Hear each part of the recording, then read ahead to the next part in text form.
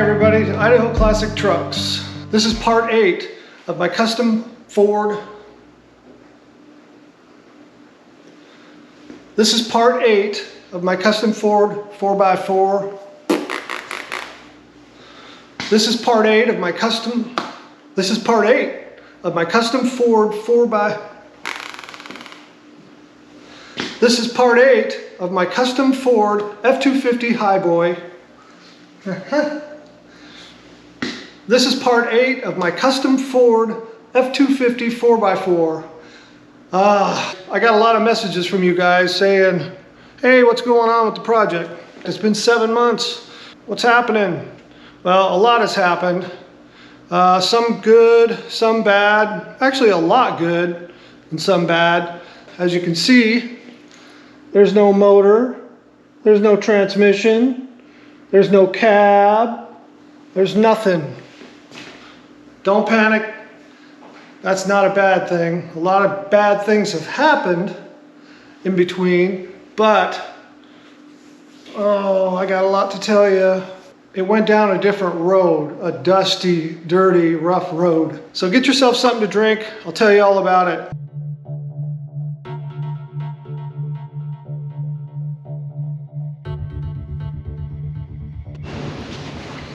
So where to begin? So here's how it went. I got everything put together. I got the complete truck built. I was so excited. I had the wiring done. I really meticulously put it together. I got everything together on the interior. I got the gauges. I got everything done. I was ready to fill it up with coolant. That first time, you know. I poured the coolant in the radiator and it started filling the motor, and all of a sudden it started pouring out of one of the holes, one of the bolt holes on the water pump and timing cover, all over the floor. So that turned into a shit show, you know. I had to quickly get a pan and catch what I could, try to figure out what's going on. So I drained the radiator to try to figure out what was going on, removed the water pump, all the serpentine set up. I mean, that's a big job. Alternator, air conditioning compressor, all the pulleys, all the brackets. I had to take all that stuff off just to get to the water pump. Take the water pump off, take the timing cover off. Anyway, they had stripped one of the bolts in the block. I'll show you pictures of it.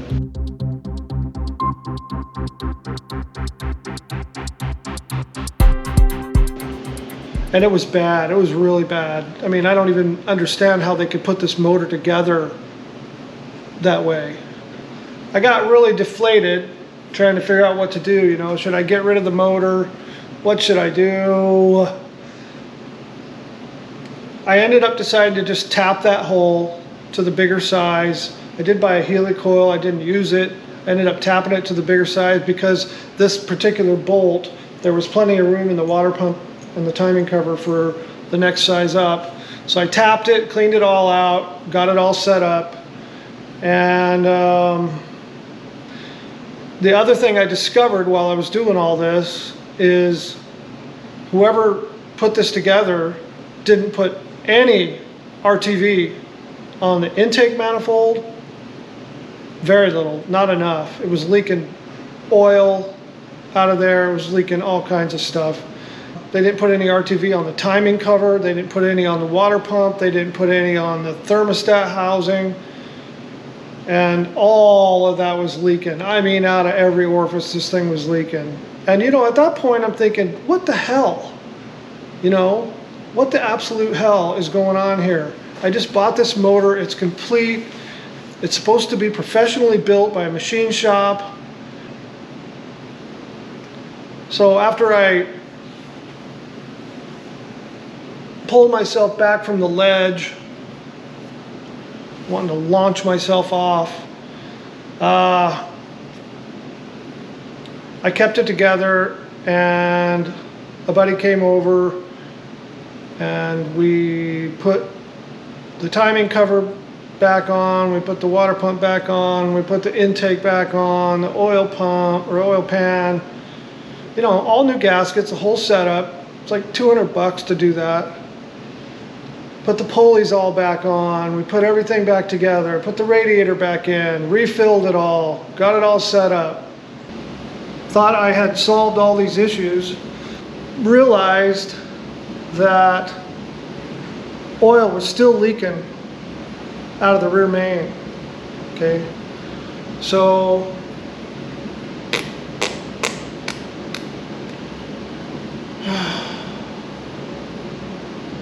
I just kind of shined that for a little while. I just kind of thought, well, I can deal with that later. So Kevin Thomas is an engine builder that I should have had build this motor in the first place. And he came over.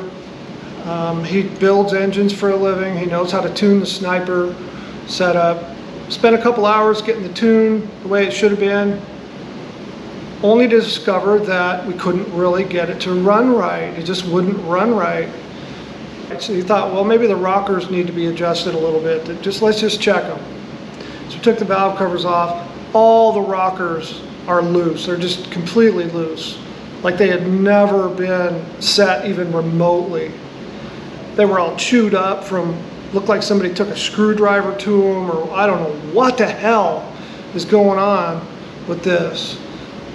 But another buddy came over, because I'm not a Ford guy and I'm not an engine builder. I can build trucks, I've never built engines, and I don't want to build engines.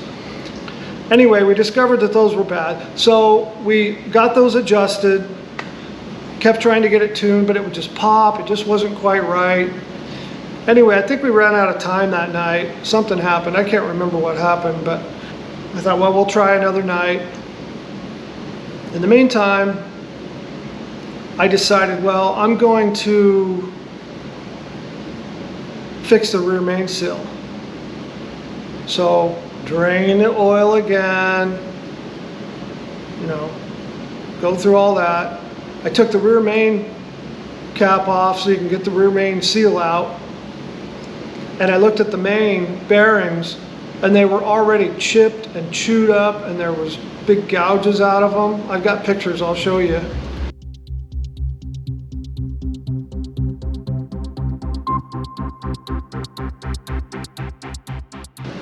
And I sent those to Kevin Thomas and said, what do you think? He said, no way. Somebody put that motor together dirty.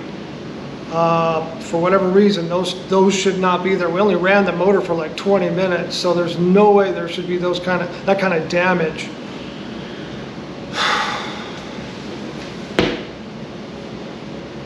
At that point, I called the guy that I bought the motor from. He's a very nice guy. He's super upfront, super honest, and he said, I'll just buy the motor back.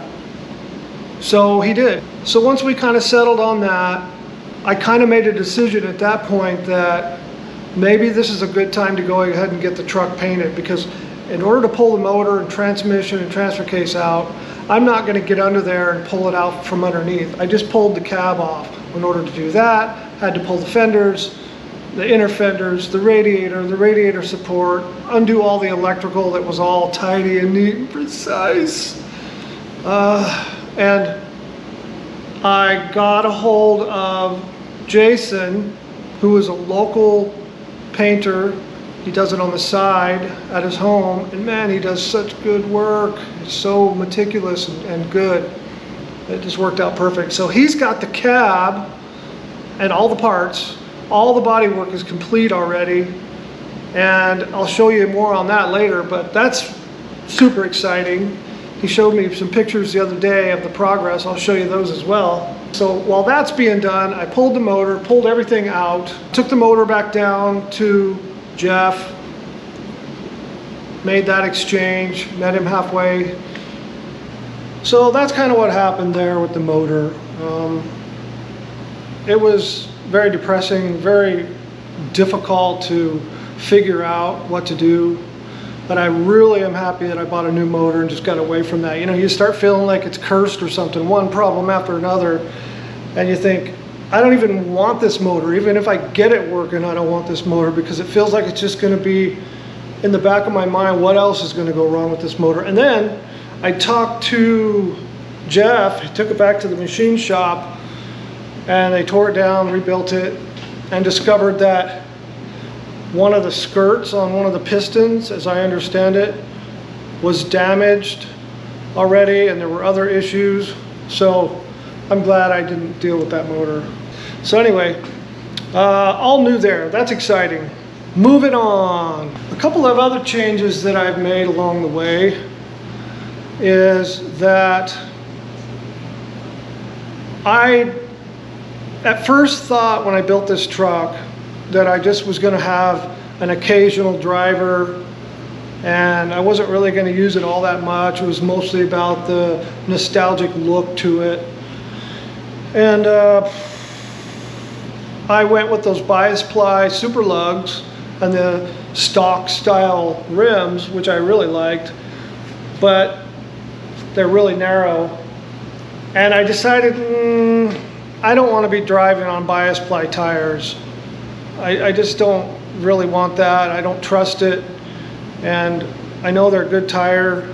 I've talked to some other people that have owned them, and they say they're very good, but they do get flat spots and they're a little strange. So I thought, well, you know, like some of you have said in the comments, they went to radials for a reason. So that's what I did. I switched to the Falcon RT01, I believe it's called, a 35, 1250, 17, and I bought new wheels. I sold the super lugs and rims to another truck builder, collector, and I got new wheels. I'll show you those right now. I went with some Method 17 by 8.5s MR304s. These are gorgeous wheels with that green and the black accents and the chrome or stainless grille from the 69. These are going to look fantastic.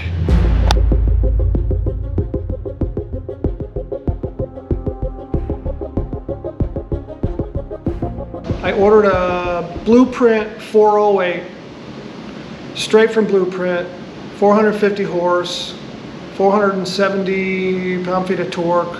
That should be here, I think, in 30 days, 30 to 40 days, something like that. The smoke is so bad here. I feel so bad. My brother had to evacuate last night in Oregon. People are having it rough, man. And all the smoke's coming over into Idaho. You can even see it in the garage here. It's crazy. So I feel really bad for those people. So say a prayer for them.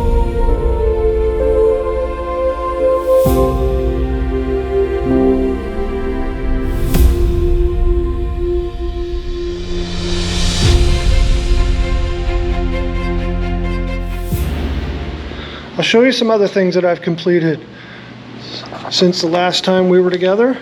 I completed the crossover steering. I built custom tie rods, and I put new 1-ton tie rod ends in and swapped the pitman arm. If you remember, this was originally coming out this side to a steering arm that was on this knuckle over here. Now it crosses over, and I got everything almost perfectly parallel. That's a very acceptable angle for the drag link. I put a high steer arm on this side. I think I showed you that before, but that's all done. I did leave the original steering stabilizer tab here, and I'll put that back on over here in a clamp on the tie rod. This is 1.5 quarter wall. This is 1.25 eighth wall for the drag link. Plenty thick enough, plenty heavy enough. I'm not rock crawling the thing. I did mess with the leaf springs and ultimately ended up putting let's see, I think I ended up putting most of the leaves back in it. I got to bend these back together. It's no big deal, but it's going to ride real nice. It's going to be soft. I think one of the things that sort of threw me off, and that's my fault, was when they put these leaf springs together, they paint them and they're wet and they're just stuck together. So when you first put the leaf springs on, you push on the leaves or on the truck and you're like, God, this thing doesn't even move. Well, once I took them apart, they popped apart and you could tell they were just stuck together from the paint. So now they're very nice, very supple. Supple? Did I say supple? Anyway, that's not a word I want to use again. The next thing I've done is I did get the King shocks to fit under here beautifully. I built the brackets for both sides. I welded in this cross tube here, built the tabs, and the reservoir tab. I used some holes that were already in the frame, just made it match that. Those are all in there. And those are going to be really nice shocks, and they look so good. I also rebuilt the entire rear brake system. The ring and pinion was fine, but the brakes were just absolutely thrashed. We tried it. We thought, well, let's just put some fluid in it. Let's bleed them, see what happens. And we poured the fluid in there, and I mean, it just started pouring out everywhere. The wheel cylinders were completely rusted. The rubber, every single thing was wrong with that. So I went down, I found all brand new stuff. They're all back together, good to go. Tom Wood's drive shafts are all done. So the project is going, man, it's happening. And the cool thing is now, when I get the motor back, I am already done with everything. I've already completed 95% of the wiring. I've got the brakes done. I've got the steering done. I've got the drive shafts done. I'm going to do a few more things on the cross member for the transmission. That was just a temporary cross member that I built, this little channel here. So I'm going to build a more robust cross member there. I still have to build shock hoops here. I haven't decided how I'm going to build them yet, but I got the tabs cut out for the axles. Very easy to do, but this part's a little trickier, but I've done it many times. I'll figure something out. The exhaust this is all just temporary right here. I only put this in here because I did this back when I only had one arm to work with. So once I get this back together, I'll go ahead and bolt these up to the motor, and I'll drive it down to the exhaust shop and have them put the right main pipe in here. I like the back part the way I did it. It works really well. It fits the way I want it to. No need to redo that. Just to the muffler here they need to do. Fuel lines are done. Brake lines are done. The brakes are bled all the way. I was going to try to put the seat cover on myself, and I thought better of it, and I took it over to another guy I met, a young guy. He just has a little private shop there in Nampa, Idaho, and man, does he do good work. Look at that. He knows how to make it perfect. He said he knows about these covers, and they fit pretty good, but they don't really get tight, and they can be kind of saggy around the edges. He did so good, man. He made it look like a brand new seat. Very, very, very happy about that. I wanted to mention something. I appreciate all you guys. Wow, have you responded to my videos? My first video has over 104,000 views as of today. That's incredible. And the other ones have 12 and 14 and 16,000 views. And the comments and the engagement is so fun. I love it. Thank you guys. I appreciate it. I appreciate all the subscribers. And if you haven't subscribed yet, please do, because it is helping the channel grow. We're kind of mixing and matching certain things that we're doing with Foxtail Adventures and Idaho Classic Trucks, but it's wonderful. We're having so much fun. Oh, another cool thing. I ended up deciding, because I had bought 3 different pickup beds. I tried 3 different beds, and I had one at the Media Blaster for a while. You saw in a previous video. After I looked at it some more, I realized that thing is in rough shape, man. They must have given Timmy a drill for Christmas, and he went to town on that bed. There was all kinds of stuff, and I realized that somebody had body filled to one side, and you looked underneath and it was just hammered. I don't know, it really got some damage. So I said, screw that. ended up ditching that bed. I sold the other one that I bought to a friend of mine, Corey. He's got a lot of cool trucks, and it's a nice bed. It's a very nice bed.